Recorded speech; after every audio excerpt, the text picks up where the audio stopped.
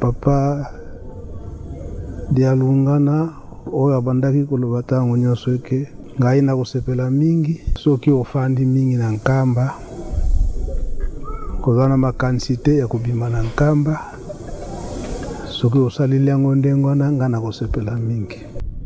Ntango tozongaka le dimanche la le samedi dimanche lundi wana ndende sikoyo amemi nga na zamba esika nakopeselanga machete le 16 août wana esika wana mpe tikino sikoyo matiti ebimaka te. Se ntango azopesanga machete alobi tobondeli alapesinga machete. Soki angelu moko ye awa ya kotuna yo mpona nini okenda kwa Nzambe te loba na ye ke kiangani mutu ayebisi ngai ke natikala awa mpona kosikala koservir bato eke ntango nazokobotama mama ayebaka te ke ngai nabotami. Mama alali na ye ngai mpe nalali na ngai. Papa ntango aye kokota na ndako chambre akende kotala boye mama alali na mwana pembeni mpe papa alamusi mama ndenge nini olali se nalali na ngai kasoto si oboti tala mwana pembeni ndenge bana balelaka soki abotami naleli na ngai te. Bazalaki obligé selon coutume ancestrale soki mwana aleli te alefo bajota ye muke pete mwana alela mo. Et c'était difficile pour tenir kolela. Peke baza kojota ngai. C'était ndenge explication ya mama ndenge yengo pe baba ya ko expliquer nga.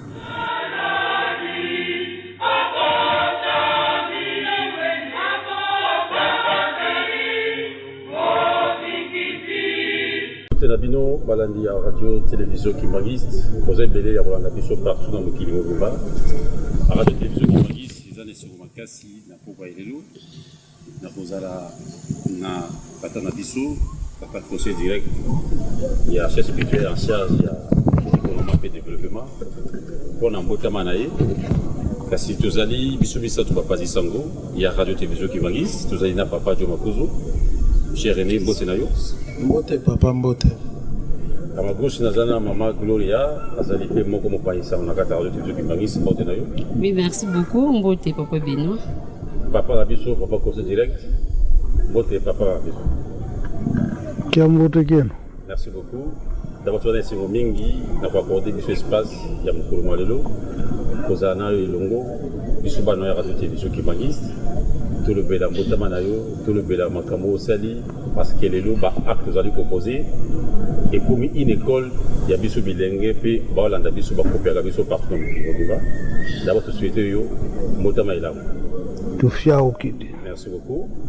Alors tous allez trois maman biso akozami na kigongo pour la compréhension collective ba landa biso parce que vous en a Canal+, tous en a YouTube, tous partout. Quand on se souvient, na kikongo bako se retrouver na même ituna ngai na papa Jo toza mingi na lingala. Alors mutuna iboso papa ozana biso présence no ba za poser et comme une école. Est-ce que na bota la parcours na yo ti de loup. Ono yo ezali regret ou bien ezali fierté na o le loup biso to mo copier mai yo sala. Ndenge olobili yango papa journaliste eza fierté pona nini mai nyonso oyo nazali kosala ezali nde maloba bapapa ezala papa kisolokele papa dialungana papa diangenda kontima oyo babanaki ko recommander surtout pour ngai dire un mot na papa dialungana oyo abandaki koloba ntango nyonso eke ngai nakosepela mingi soki ofandi mingi na nkamba kozala na makanisite ya kobima na nkamba soki osaleli yango ndenge wana nga nakosepela mingi. E papa Kisolokele abanda koyebisa nga ntango nyonso eke mbenza le développement de Nkamba c'est toi. Alors azalaki encore trop jeune et jusque là ça me disait absolument rien. Mais lokola sikoyo tabandi kovivre yango donc namoni ete batata ndenge balakaki yango deja kuli kosalama. Et voire même que en 1989 ndenge bafandaka awa papa Kisolokele lokola azalaki mokonzi ya administration na kati ya société ya Inibra nde abengisaka le directeur financier ya société ya Inibra M. Kamat pe M. Erings oyo azalaki agronome principal ya société Inibra po ete totravaille na bango ensemble kolona loso masango kino ko industrialiser yango. Donc bazalaka invité awa en tant que papa Kisolokele président ya conseil d'administration ya Inibra na ndenge invitaka bango awa na Nkamba ndenge bayaka. Et na ntango wana nazalaka présenté presque bapapa babengisaka bato bamboka nyonso pour dire eke ngai nde nakotambusa bango ndenge nini tokokultive loso na masango e toselimitaki kaka na loso na masango te tokendaki petu na café na cacao. C'est ce qui fait aujourd'hui est que na ONAPAC lelo ndenge azongisi projet yango awa na Nkamba koloba ete ba projet oyo batata lokola ezali kose réaliser tenga naza esongo mingi malgré que souci nanga ezalaka eke nakende plus loin nasala agronomie na ba université. Mais bapapa balobaka ete formation nyonso okozela yango awa yango mpe ezosalama lelo toza koavance na agriculture. Donc wana ngai eza regrete mais naza kosepela parce que batata ndenge balakaki ngai kola makambo eza kose réaliser, donc c'est une fierté. Et nalobaka ngo ntango nyonso ke bapapa nazwaka bango lokola bapapa na ngai te lokola bapapa nyonso kaka tata aboti bana me bazali banzambe parce moto ayebisi yo likambo eke ezosalama mpe ndenge alobelaki yango, donc bazali banzambe. Ok, merci beaucoup. Je crois Papa Dio sur la ligne. Papa nakobakisa boye eke c'était le 16 août 1972 que Papa Dialunga na apesaka nga machette oyo ezali kifuna kataka elanga. Et puis ndenge vous posez la question, je me souviens que le 4 septembre 1999, Papa Dialunga na yebsinga que bilanga ya baloso kotika te mpe apesaka ngai jaquette ofo nalataka po ete ntango nazokokende bilanga loso nakimbelaka malili elamba wana ti sikoyo naza nango. Merci beaucoup, Papa Bisso. J'espère que parmi des questions, au brosser coup, tout sauf de Papa qui mituna, Papa Dio, malobé panayo. Oui, solo Papa, toyo kindengo uchikoloba, soki Papa José aye, alaksa biso elamba wana combinaison bapesa yo po kata bilanga. Mais toujours pour na masolo oyo etali mbotama na bino. Ezale sengo mingi kozwa bino boye po mbala liboso tozwa bino occasion yango oyo. Papa motuna nanga ezali toyebi esika tata mokonzi ya bule abotama na ngombe Kintsuka na couvent wana so tobosani te. Tata conseiller direct chargé administration sécurité toyebi eza côté FARDC. Mais bino papa avec beaucoup de respect okoko yebisa biso esika bobotamela. Nga nabotamaka na kati na ndako ndenge ye moko papa na mama bayebisaka ngai nabotamaka na kati na ndako bon eke ntango nazokobotama mama ayebaka te ke nga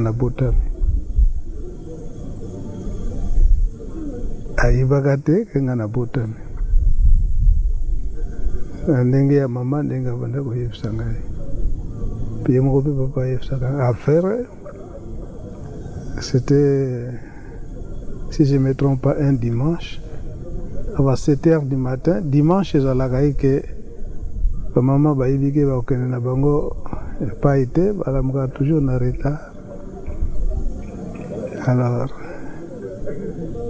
ngai nabotami mama azoyeba te ke ngai nabotami naleli mpe te mama alali na ye nga mpe nalali na ngai.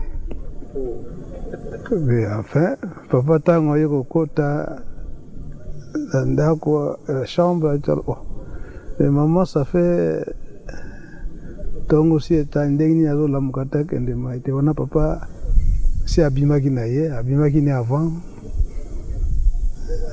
Alors akende kotala boye mama alali na mwana pembeni mpe papa alamusi mama ndenge nini olali si nalali nanga kasoto si oboti tala mwana pembeni.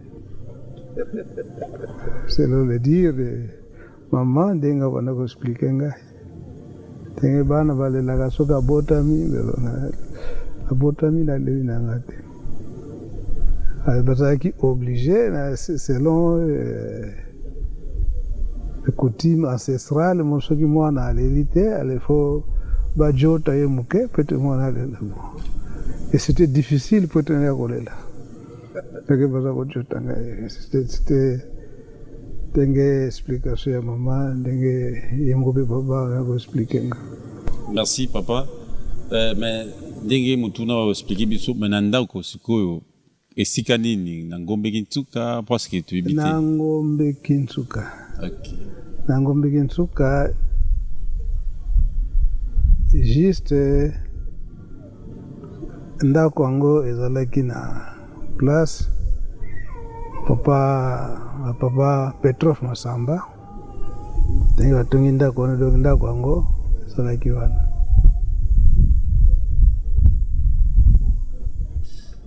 Jetulubi Mama Gloria, j'espère que aussi du nouveau koyoka lelo date tu baga mais sika tu bagate nabi ke balandinyo surtout aussi même question ko formé na Kikongo parce que certains na biso pe na bande ko bakolanda biso po ba difficulté lingala ba koyoka yango na Kikongo. Merci beaucoup papa Benoît Todo. Beaucoup ya mbote papa. Merci. Ingeta papa matondo mingi. Merci papa. Papa beto tumekuza kaka samna kubutuka engi. Bapangi kena kulanda beto partout na nje mvimba bali kuwa Kikongo bao pa kena chatu bazaba. Bubu yai tumekuza samna mbutuka engi. Kesi kena beto ya mingi beto na rateki. Ya una chatu wa beto ina tumekuzila hapa papa. Na kubutuka engi beto kesi kena beto ngejaka kesi kena nge ngela zanga veyi na ya kuzabisa na beto nyonso bana na nge na ina kena kulanda nge na nje mvimba. Merci maman journaliste. Mke bebe tuba mingi umetwindika metuba na Lingala mkena kesi mingi bubu ya me totalisé dans 2 jours 71 ans, donc 71 ans. Il a totalisé la luzinga munu. Donc ya kesi mingi na papa ina kena kulanda mukena kesi. Et surtout que na dikanda kana mwana mibutuka ke mwana bakala kulimebaka kazi ya dikanda. Donc charge ya ibetukana kunata ya kinkazi ya dikanda betukana kunuanda kaka betukana kesi mingi.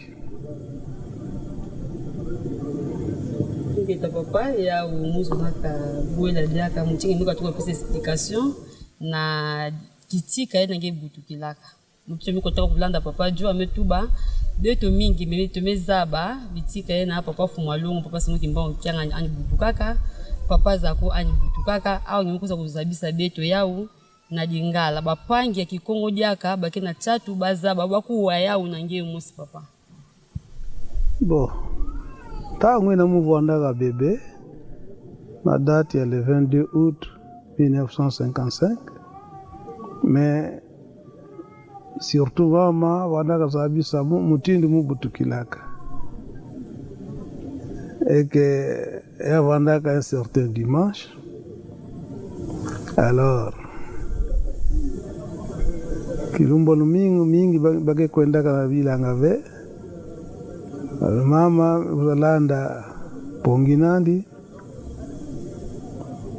aba 7h du matin mebutuka mama kena kuzaba veke mebutuka mama milala lani pongi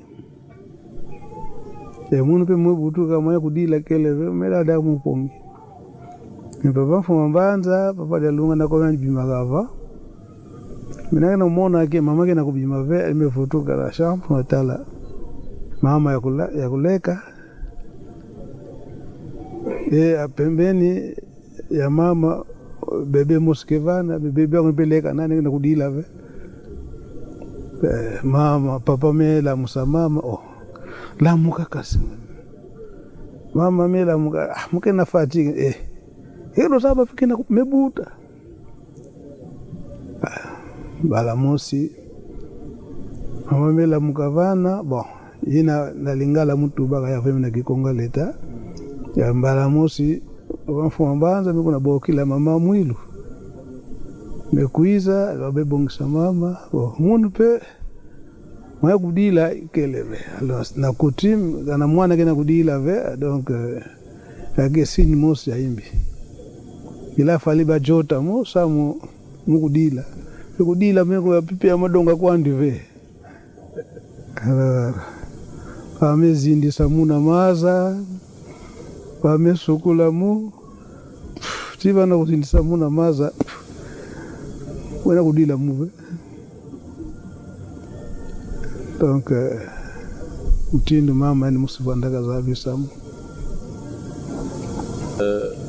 J'espère que papa ose qui est important et ça qui suit anniversaire na yo mbotama na yo na kolanda yango ezali vraiment miracle mais non dévoilé les londe toyibi kango ndenge salebi. Alors les lots bandi ba kolanda yo amukili bobimba partout ba je ba kolanda yo ba je na lingoma tata sibo kimbango ne na lobaki ne bandeliki ba acte ozali ko poser et comme une école ba pesa comme Sonyanzil ce qui veut dire les guides. Puis va venir sur bibliothèque. Il y a l'ingom na biso. Tu peux profiter na date ya botama na yo. Et va venir au kombo wana sur nganzi la bibliothèque. Au centre ngondenge nini na ba jeune yegis ki bangi pe ba mususu pe ba comme na banko copie. Bon, ndenge nalobaki. Donc makambo oyo batata balatisa pai na ngai yango nde ezali kose réalisé. Parce que kombo songe ya nzila tout d'abord ye moko papa liangenda mutapesaka ngai yango. C'était en 1973. Donc là, on a bandé au Bimate. Mais cette fois ici, papa, Fumambanza, papa de Lunga, n'a l'oublié aucun des vacances. Na Kinshasa. Na Kindaga pa ya papa Tsumbu Lambert. Oyo azalaki ancien de la ville ya Kinshasa. Oto bana kubenga Damage. Yende mtasengaka na papa Mfumambanza. Kena kende me ezalaki bolingo na bango parce que posa ya papa Mfumalo na papa Kesolokele ezalaki te biso bana tokende vacances na Brazzaville ti tokoma ti na Pointe Noire. Alors permettez-moi de le dire, pour ça papa ezalaki ete mwana ya papa Fumambanza pe azala oyo afandi mingi na kamba oyo abimaka te. Pour ça na bango ezalaki ndenge wana. Alors papa Fumambanza ayebisi ngai ozokende Kinshasa epai ya papa Lambert, mais et papa Lambert atindaka leki na ye papa voyage Alphonse d'avance aza na nkamba. Et papa Fumambanza ayebisi ndenge bozokokende na ye nayebiki azokende vacances epai na bino. Mais avant akende kofanda epai na bino soki bokomi na butu makasi d'accord, mais soki bokomi na bino attends directement bolekana na monkoto so bomoni Fumalongo papa liangenda nde siko bokoya kofandisa ye epai na bino na ndako. Mais Fumalongo akoyebisa ye likambo. Effectivement tokenda koma na ba 23h emonanaki ete na retard papa no babanda kofanda na Bandal tongo nango na 5h30 de papa en voyage wana amemingati pa papa Fumalongo na culte matinale. Kukoma kana zo koma na culte matinale mkolo wana bi papa Fumalongo aki ko assister na culte wana tango moninga culte tango esilika katindi protocole ekozwa ngai. Tokoti na papa voyage arobi tout de suite là valise na iza wapi esika nalalaki na Bandala okende kozwa valise bodo kende Brazzaville. Asangisi bandeko na ngai ya Gombe pe ya Mukoto abi ete sika bozokende Brazzaville kasi ngeye Nkazimbenza omapele souvent Nkazimbenza pona nini nazwaki kombo ya frère ya mama Mwilo bango noko eba papa ye pe akangamaka na papa Simoki Mbango ngeye ukala nsongi ya nzila okolakisa nzela ndenge tokokende yale papa na nakenda Brazzaville te nzela Brazzaville kutu nayibi yango te ndenge nini kosalaki nga nalakisa nzela bo tozalaka na bapapa bantidi oyo azalaka Pasteur Kimbangisi Munianga, pa Michel azalaka secrétaire ya papa Kisolokele, tukendaka na ye songi ya nzila ngeye. Donc bizaleli oyo biso batata tokolingaka, bizaleli wana yo mutu okolakisa yango, yo mutu okolakisa pa ya bandeko na yo. Ezala mabondeli, ezala maloba, yo nde mulakisi nzela, songi ya nzela. Bango moko balataki ngai, na ndenge tokendaki Braza, tosalaki 2 semaines, donc soit une semaine à Brazzaville, une semaine à Pointe-Noire, na ndenge tozongaki. Donc koloba ete ezala mabondeli, ezala parole, ngai nazalaka liboso. Mena tango wana nauti mpe mboka lingala nayebaki te, na discuter pa ya papa yangenda nayebi lingala te. Ile alobi tokozala na yo tokolata yo nyonso wana kosala. Ndenge kuti alobaka naki ngeye ndapotikisi kaka eleka ndenge wana ya nzela. Ye moko papa yangenda tapisa 1973. Merci beaucoup papa. Ndenge lobi tokozwa ata mingi te ezali entretien moko exclusive ya koyoka mbotama na yo mpe na mama oyo papa Jo na bitizwa motuna.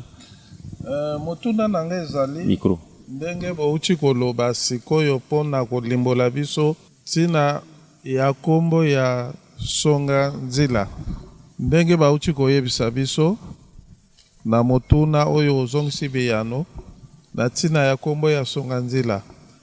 Kaka na nzela wana tobengaka bino mingi mokonzi ya mibeko. Soki mpe totali bien tolobaka mokengeli ya Yelusalemi. Eza mokumba makasi te papa? Eza nde mokumba oyo eleki makasi nde yango wana. Oyo eleki makasi nde yango wana. Kaka na bokei papa, sanza oyo ya outre, une question de curiosité. Et ça la grosse souvenir nini? Pour ceux qui totali, le 6 août, Mama Kiwa atiki biso. 10 jours après, le 16 août, Papa Fumamanda atiki biso. Et ceux qui toke malamu le 22 août, oyiko botama.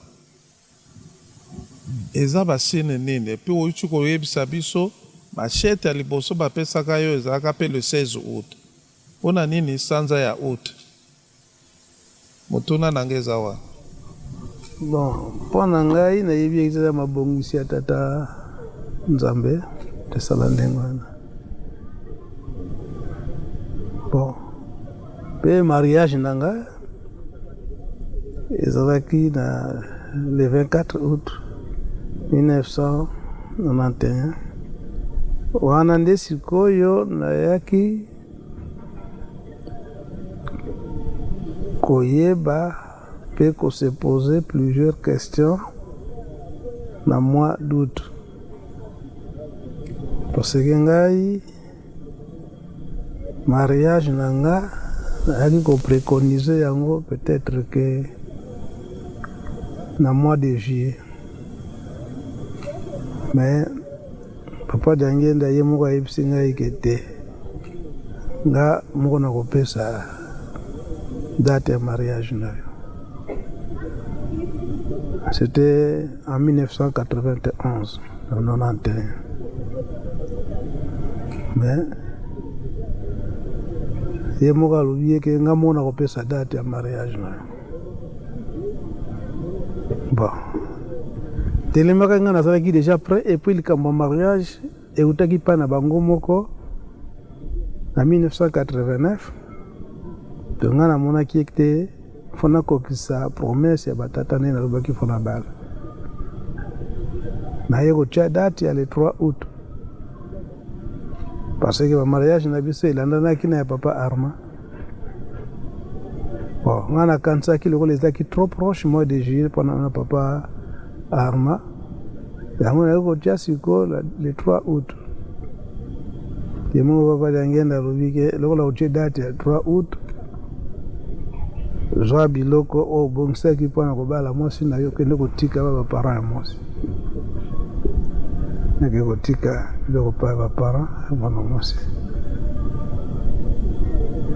bon nde aye kobenga nga ye moko papa liangenda alobi ete ngai moko na fixe date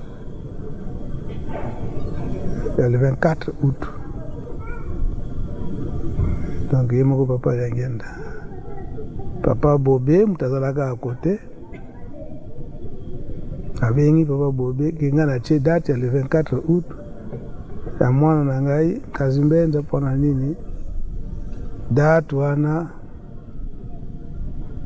ezali très significatif ezali nde na 1956 yango nde bacolon blanc badecidaki eke balibere baétat d'Afrique noire nyonso balibere bango bapesa bango indépendance en 1956 et spirituellement bango bapapa ezala papa Kisolokele papa Lialungana papa Liangenda baparticipaka mingi na likambo wana donc yango nde nga moko natieli yo date wana le 24 août papa Bobé tazalaka présent place wana ya témoin mpe ndenge naye kosimba date wana mpe ndenge nasorganizaki ke date wana epuis ye moko aye kosanga eke date ya le mois d'août wana eza korepele makambo ebele esika wana ayebiselaka nga date ya le 9 août ndenge genu na ye deplasaka kuna na boma ntango papa Simuki Mbango aye koyebisa ye ke papa Liangenda yo mutu kozala chef spirituel ntango lingomba ekobima papa Fumalombe arapelenga susu date wana. Merci, papa. Le 16 août, c'était en 1972. C'est quoi? Nathan, on a retraité Fungami. Question, il y a qui se poser. Est-ce que Bana papa peut faire la retraite? La papa Bangomoko, oui, Baza Bana. Il faut la retraite. Bandegonios, il y a la papa Simon, papa Zako. Papa José Liangenda, Mama Marie, bangonyoso basi retrouver na Kinshasa. Ngamoko kama natikalaka awa nkamba. Tao na yoki kuna bandeko bakoti retraite. Ngape na FC papa, ngape afola kota retraite avite. Okota tezelanga liboso na kende Kinshasa na bonga moko na kokotsi retraite. Deja okota retraite na Mbuki. Alors, tant que tozongaka le dimanche, là, le samedi, dimanche, lundi, wana ndende sikoyo. Ameminga na zamba, esika na kopeselanga machete le 16 août wana. Esika wana pe tikino sikoyo matite bimaka te. C'est tant que zopesanga machete, le tobondela. Tobondeli. Alapesinga machete. Ah, bon. Azaki mwana muke kumeki nanga regret na ndenge nini eke do ça signifie que musala nanga kaka machete na ko sa su musala te. Mais ayipsinga ke tangu ya classe ok classe. Tangu ya vacances faut kotaka bilanga. Donc c'est là qu'il est moi. Merci, papa. Tu comprends nasuka parce que tout ça qui focaliser sur Botamanayo. Na auto yuki peut au beta biso masolo mingi souvent na ba rencontre. Ndenge ba boti baloba na yo yoko déplacer en Kambate. Pe balobi kokota mingi ndako nzambe te parce que za makamoso ko kipa kango. sikoyo na baye bazokofete anniversaire na yo mokili mobimba kobana bana na bino bakimbangisi mpe mokili mobimba to bakolanda biso conseil nini kokopesa biso na mbotama ya yo tozali kofete anniversaire na yo? Yambo likambo lobi papa journaliste ya kokota ndako Nzambe te na ntango wana ngai nde nabandaki kosokipe na restauration nyonso na Ngombe Nsuka po la plupart dio makozo ayebi bato ya Brazzaville na ntango wana tindi bango sika mosusu bakokende te kaka Ngombe Nsuka kolia makambo nyonso kaka na Ngombe Nsuka na résidence ya papa de Lungana na Ngombe Nsuka. Sika wana nde papa abandaki kolinga te eke nga naye koasiste na ndako Nzambe po système na ngai ya travail mpona biloko ya kolia nabanda kolinga te peti sikoyo nalingaka te eke bato bakufa nzala.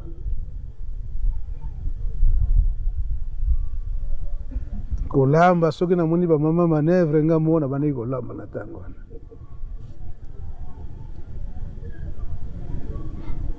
Naye kotika kolamba ntango naye kobala le 24 août 1991 wana. Ye moko papa yangenda ayebisi ngai ke sikoyo kokota so na cuisine te kala babongisila yo bakotiela mpona mesa parce que en tout cas tongo ba 4 heures ndenge kala lamukaka sikoyo nalamuki na ntango wana fona kombola ndaku libanda na chema ya moto nasali préparation mbala moko oyo biloko bakolamba la journée epuis nabanda kolinga retard te ke biloko eza na retard na kobela instruction papa dia Lungana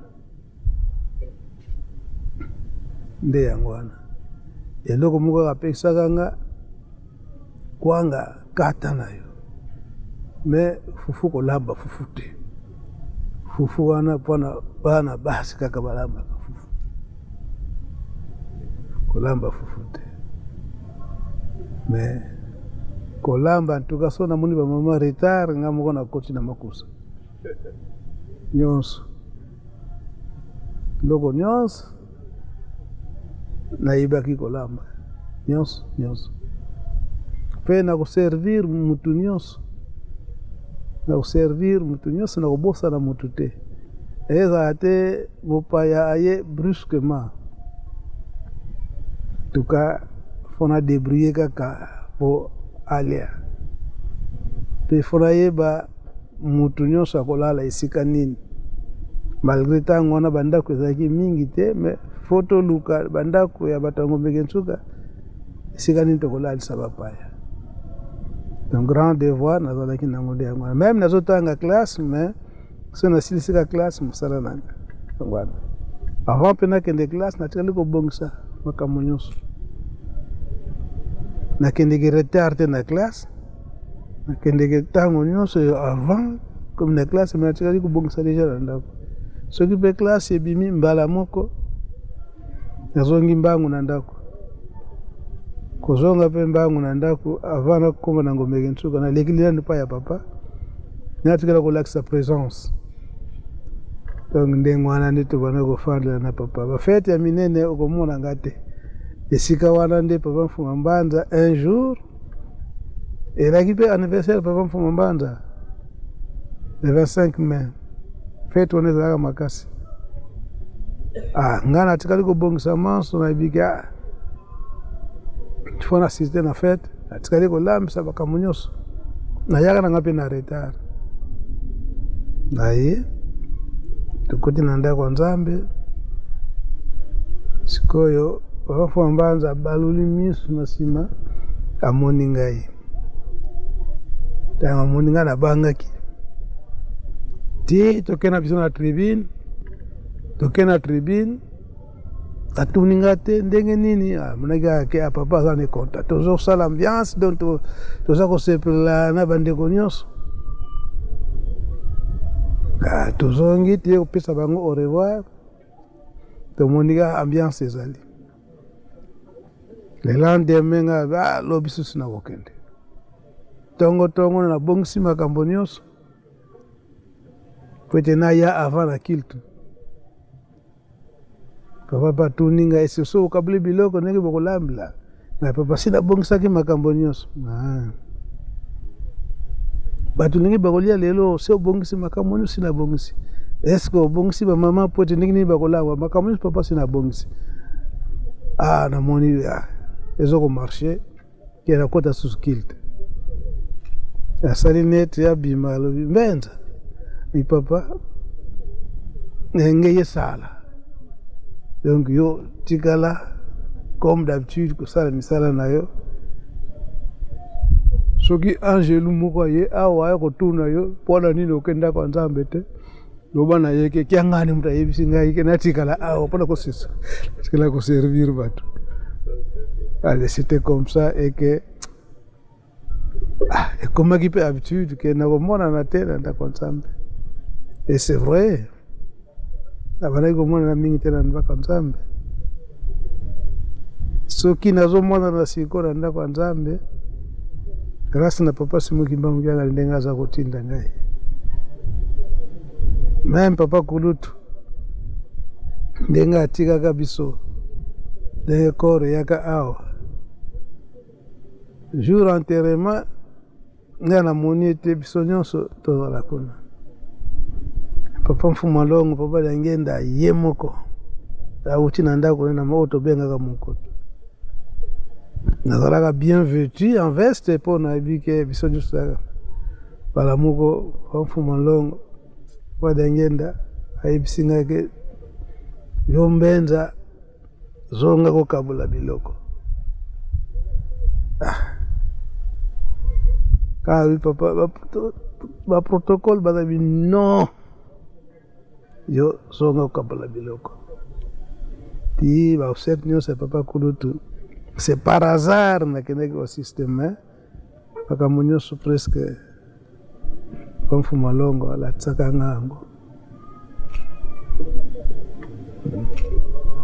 donc c'est comme ça et puis na 1989 nde esika wana bayaki kotyanga économe ya Lingomba 1989 ndenge bafandaka awa donc eza nango ya kala ya lelo te ya lelo te Merci papa. Mais prends la conseil né pour aussi ça. Tout ce qui conseille dans beau thème en fait. Papa Benoît, balingaki tokende nanu epai ya mama puisque temps. otuna ya 5e wana. Oui, merci beaucoup. Oui papa, motuna na ngai ezali boye papa. Na Kikongo? Na Kikongo ingeta papa. Ngi ba munyu yake le play. Papa bakebokilaka ngeyo songa nzila. Fumwa misiku. Mukengedi ya bwala. Fumu ye ekonoma. Mutingi meka toko tubila beto papa. Ya kile kizitu ya nene. Papa ni mutingi ke salaka samu na kusala ba mambo ina mingi na ina kina ngeina. Bon. Question na mutuna inenge metuna mu ngeme yuvusa mu comme ba mosi ba pesa kisalomo ya ba mosi ba pesa kamu to ba mosi tamba me tinda mu na kisalu ba mosi be bake monisa ka mutini muke sadila yao to muke vanda na souci tellement mauvais mais ça bake baba kele bake guider moun parce que akutala kaka mutindi na nzutu yake mon pacifiot mais comme baba ke vandaka na munu kana diambu bekuiza il faut kaka ba musu ba pesa mu solution. Ba pesa mu solution. Maintenant papa kuna na kukuna pe kusanza. Loso yina bitkena kukuna na bilumba bubu ya papa.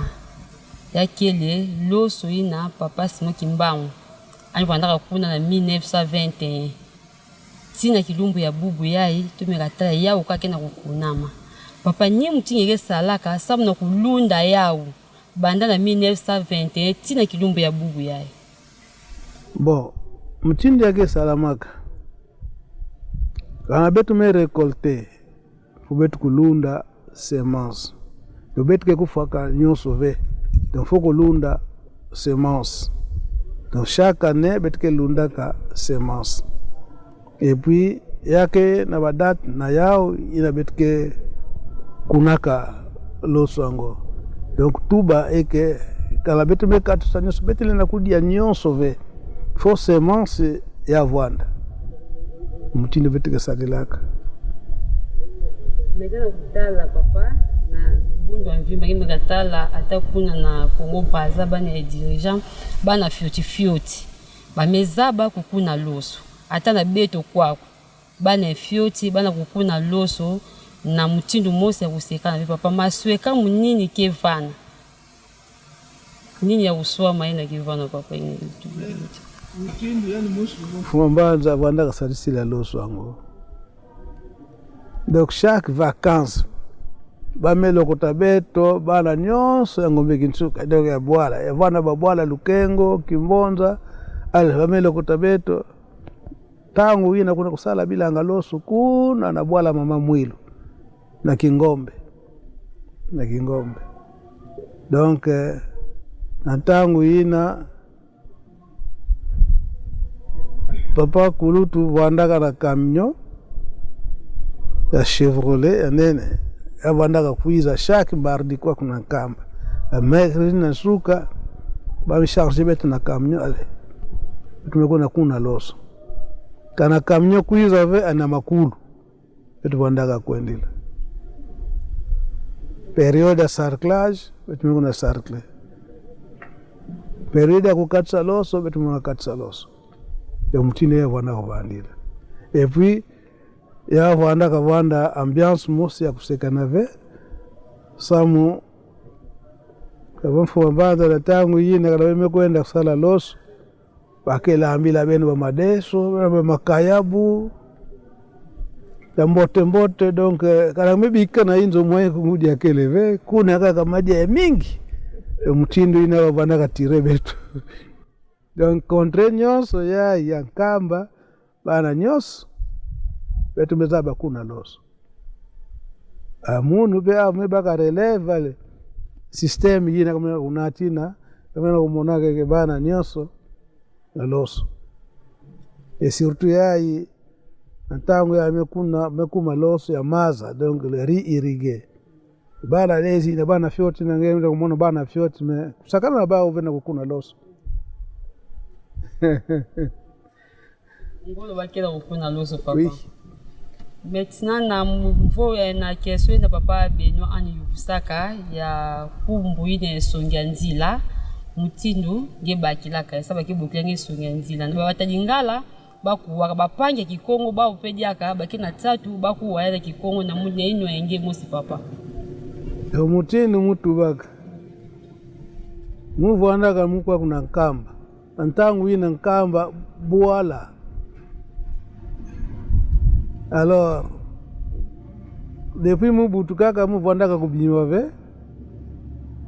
Mena tangu ina menaz en 1973 wamfuma mbanza bami wakana na bao na ba telefone ya bao ya kimpeve na papa mfuma longo memona kaka tata mosi papa Tsumbu Lambert ina vandaka tangu mosi de la ville ya Kinshasa bakuza lomba muna papa mfuma mbanza kimuna passer vacances papa mfuma mbanza tu babo yani ndike bimba kave ben natandi kasi kana ben mekuma kana tangu inda ben leka na inzo ben kana tangu ambote ben tukusayani na mfuma ndongo na papa jangene na Mokoto Mfuma ndongo ya ni monandi. Ukombe kumaka na ntangu ainda, betumeleka na inzo ba. Nasuka na basenke trans betumekwe na inzo nzami na mkoto. Kuma kuna mfuma ndongo memona mu na inzo nzambi. Yasuka. Apre metinda protokol boza landa mu. Mekota tu Nimekuiza. Bo betu yakala pa mfuma mbanza. Benike na kwenda na Brazzaville na bampangi yange ya Gombe pe mkoto. Alors maintenant musuba mfuma leo umetuba nge mtuke vanda Songea Njila. Tike monisa Njila imenike kwenda na Brazzaville. Mtu Brazzaville balantete mwina kwenda yao. Muzaba kuna ve. Mtuke vanda ka Songea Njila mezaba deja. Mais ya muzaba ve. Alors mfuma longo tuba no.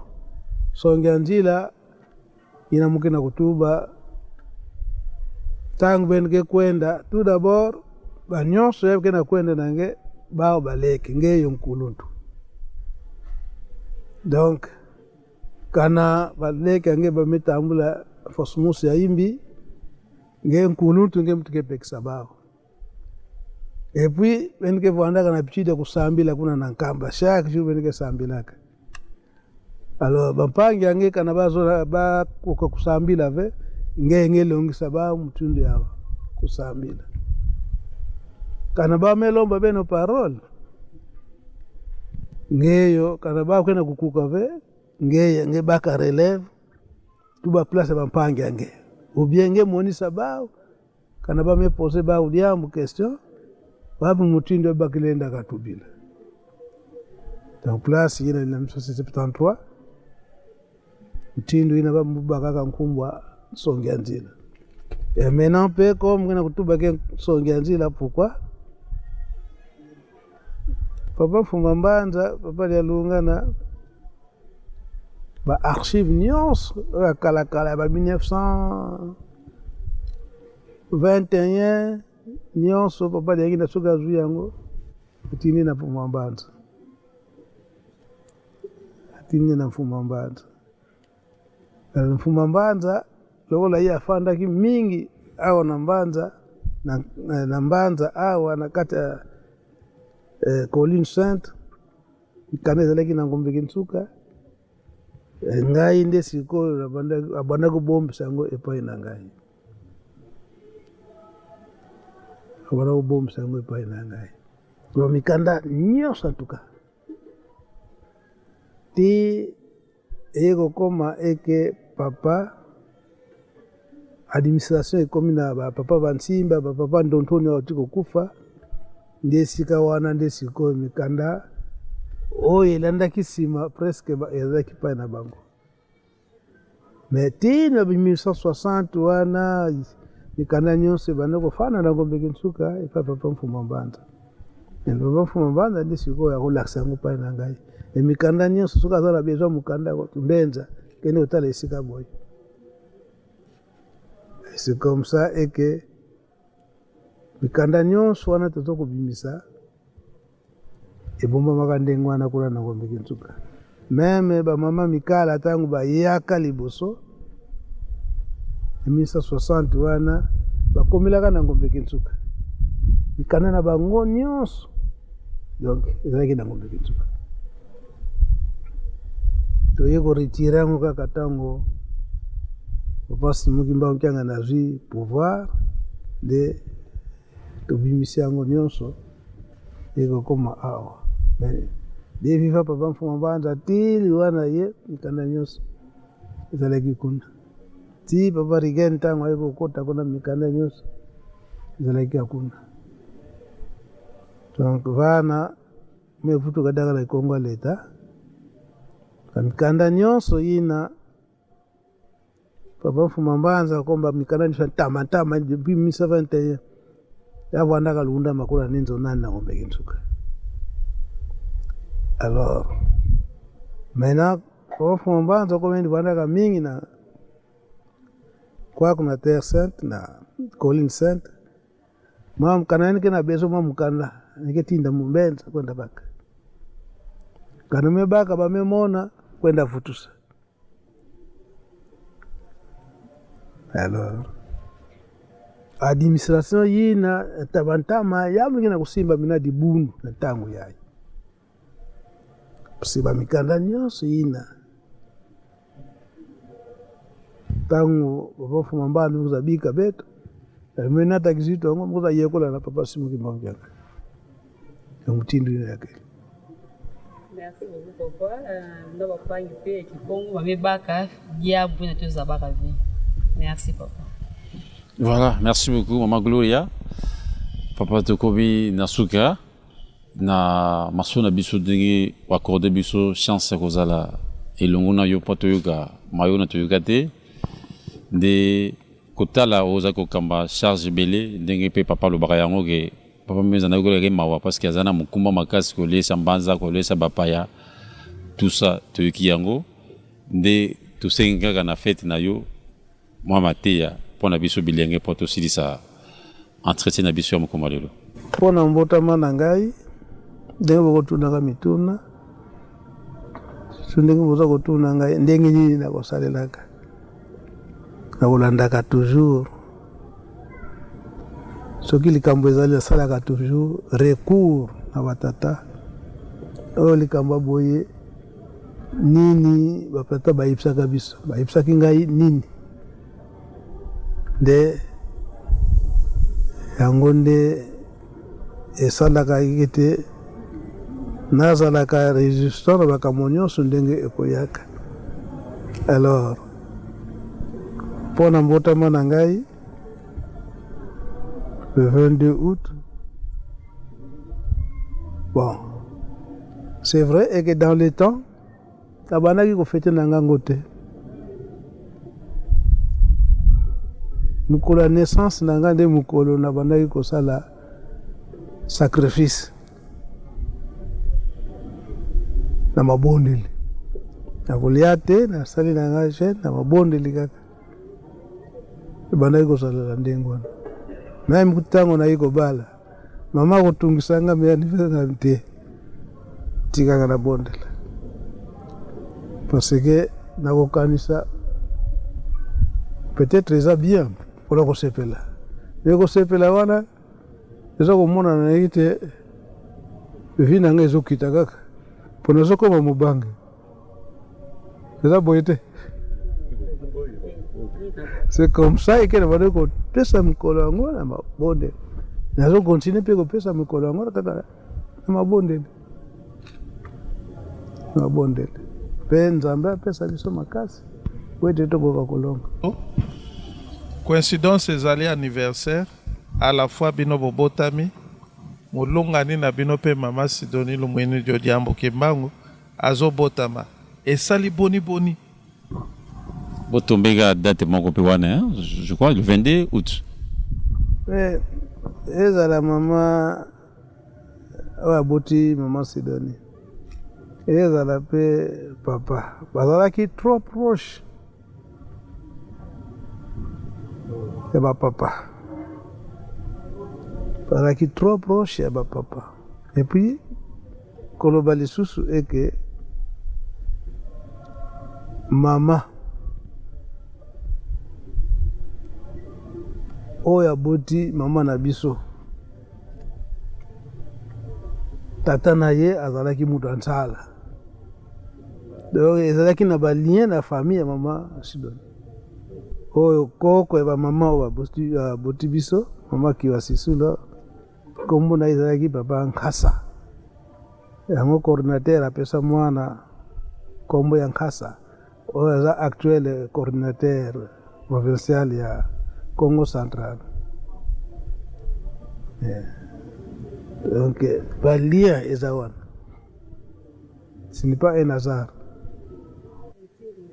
Vingila muzonaka yuvusa nguvu mosi swaswani ya MKB na mfuzila ku papa. Donc ya mfuzila kulekena kukadre bana nyonso ina bevwanda kwa kuna nkamba yavwanda bakulutu yavwanda bana fyoti yavanda kebaki na classe yavanda kebaki na classe V donc baina kena kusala bisalu nyonso yake ya Dibundu kati Nkamba. Et puis la plupart bana ya batu yina mipesa mingi na bisala Yerusalem. Batata baba mama baba mivwana kuko na Yerusalem sababu kusala bisalu ya Dibundu. Mena baba mebutuka kwa kuna kati ya Nkamba. Samu bavwanda tudibendeke tubaka na mayombe. Bavwanda vena na divakation.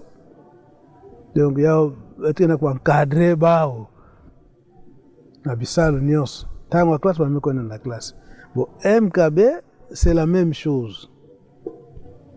MKB c'est la même chose. Mais yake branche mosi ina betume créer kaka yake kana kati ya Dibundu. Me yamekuiza mingi sa mtindi papa diangene tubilaka yao. Eke yafana vanda net ba restaurant yina ke ya ba privé yina eke mutume kuiza ele na kudia souvent la plan ina nimezona. Si kwa ba restaurant ya kati ya Dibundu yake vanda kaka na beti mebaka sakasaka beti kudia kasakasaka. Kana mwa poisson pe mwa poisson kaka. Mais kwako mwaina donc bakefuta kave. Mais na restaurant kufuta mwa kima. Na kufuta makina kufuta maadi ya nyonso yalenda zangave. Yalenda zangave. Do yake na message na papa dangena mfusiti ndina ntubila kayao. Alors maintenant olike ya vwanda eke muntu ankaka inake kuna sala liambo angu kwa kuna kati ya Mbanza se mutu ke kaka mutu yale ndaka kuiza eke ena kuvitisa nsiku ve amefukusa yani kwa kuna Nkamba ketuba baba restaurant munu mebi ikana ketuba mambo mingi me yine mumule na sala mtindu inave mule na sala mtindu inave. Tout d'abord kuzitisa bansiku ya Dibundu. Yakena kumonika eke na ntango 1960 bayankaka vandaka na ngindi kusala ba hotel kwako. Na kati ya Mbanza. Batu bake aba hotel ya vwana na Ngombe Kinsuka, ubye na Yanda, ubye na Lukengo. Menyo sinake Nkamba na Nkamba. Orke na ba hotel bake zitaka ba misuku veya ya Dibundu. Ine ba papa ba mangaka. Au ina bena kusala bainzo kaka ya Dibundu kaka. Nemba ku bainzo ya kufutila utindu Moscow na kati ya Nkamba. Parce kufutila bainzo n'importe qui lenda kuita na mavanga nani ya nyimbi muza bwana nani ya Nkamba mwenda kufutila inzo amu. Okay, mutindi na vele na bwana. Donc yao ina munu mos créer que diambo ya MKB parce que bubu ve mume banda yao banda 1976 muvanda ka kusala kutekisa mwabima boutique ya mu ya vanda ka vana na Ngombe Kinsuka place papa Jose Masala kele yani musi papa Mfuma Mbanza ni vanda na boutique nandi papa kurutu pe yani vandaka na babutiki mutindu wetu tubaka na suka na premier poste restaurant vandaka vana na boutique ina samna kusadisa papa Mfuma Mbanza meya vandaka gérer na basirver na bagoshi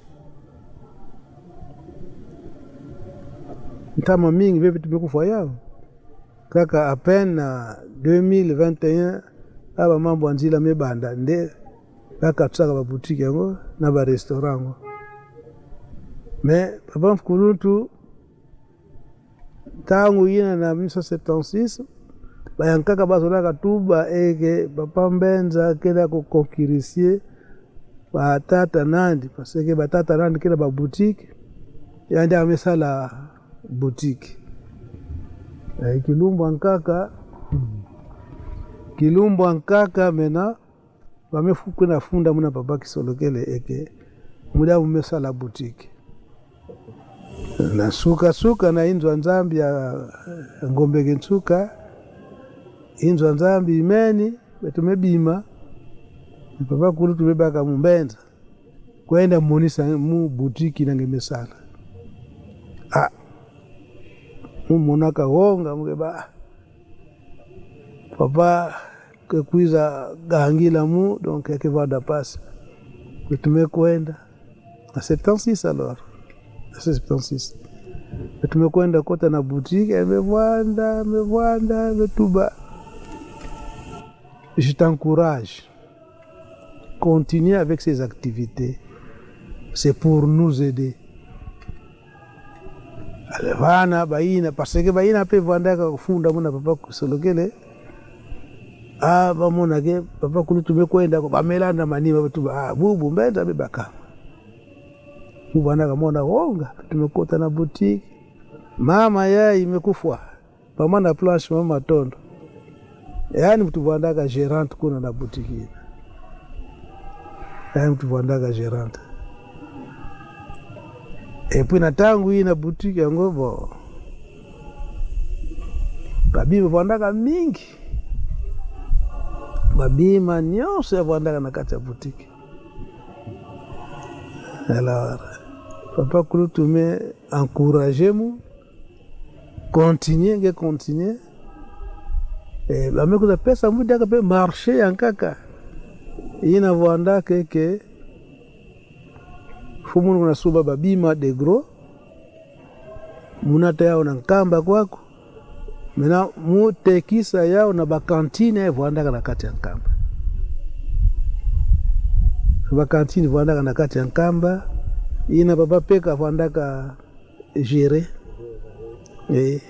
na papa Serafin ya imekufwa ani vuandaka gere so mumebaka contact mindele ba portugais na tangu ina abamebaka ba marchandise de gros kuza biki là-bas me remplir na ba cantine nyonso ya Nkamba donc mutinda muvandaka kusadila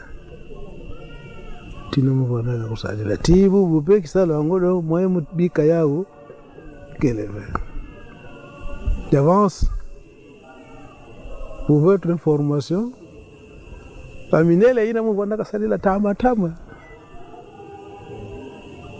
wamefutukila mudia wamenda wevandaka preneur mosi ambote sibetilenda vututa kisalo wangu vile na Madia alors maintenant mundimaka babima ngoke na njila peut-être bubu pipa yake kota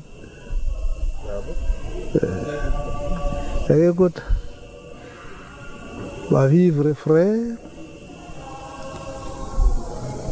va farine sucre va ciment donc mundimaka usimu butu vanaka sala na bao bandatama mubikaka ni baba bensiste kaka ke tuka na kisalonga so tumesala tu mke vwana ka mingi ukipe kiye kwango ila mubikaka na mama yake sadisa pe betri yaka kwa kuna tibundu. Bon, laki vwanda eke même net comme bantusu, piodi, même prix na bakilaka na mbanza wungu, peut-être yabe peo kimona pediaka kwako. Muzaba feka na diamba mbote kana imbi. Matondo papa. Siba mozo bamindela mbozo solicite mudiaka. Bamindela mbozo solicite mu.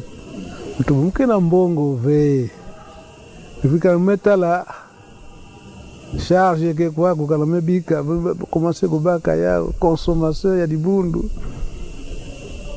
ba metu baka ke bon ndike s'arranger là ba dibundu wa mtu ndike mus économe ke vanda wa mtu ndike sadi la samu kamba kukala vanda na nsatu ve yani miza bisamu na peut-être na ya gomba tusu ampiodi et puis pas que kota déjà. Merci beaucoup, Papa Nabiso. L'élèvement, toujours bonne nouvelle. Aussi du niveau, Nakoyoka, Otoyoki, Moussou Pétoyoka dans le thé. Très jeune là. Il y a papa Solo, papa Armand, papa Sami.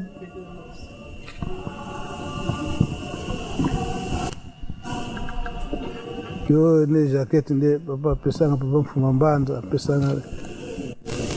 Et nous bengana na kabandeke na.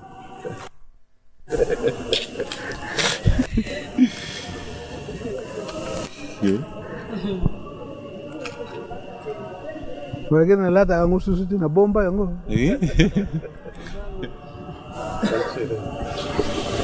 Ok, merci mingi papa. Tous en êtes sur Makasi. D'abord nengu oyambibiso pour tout le bel makambo ya Botamanayo. Tout avez focalisé sur anniversaire. Pe to moni bilamba o to yoga histoire te to moni yango ba fote bon mwana to moni yango beti biso histoire nyon surtout na mi beko ba boti ba yebisa kayo photo sa yango to si yango musaza ko sala nyon surtout et lelo papa benza ekomi une école expliquer biso pe ndenge vous allez encourager les ali na ba MKB tout ça ezaka ka pona initiative kaka ya mboka nkamba radio télévision kimbangi c'est ça chaîne na bino et c'est pili mingi na ko accorder biso chance oyo ya kozala na yo pona kotuna yo mituna pe koyano la biso to sepeli to jonction merci mingi na comme directeur général na biso papa Kisa Konzo na ba constitution au niveau général pe na maman na biso to benga maman ndona maman Jetu Maleka wazo kama biso na nkamba to jonction matundu mingi na bandi mignon surtout pe ba kolanda yo pe ba kotala biso na kati ya radio na bino télévision kimbangisi merci na bino papa.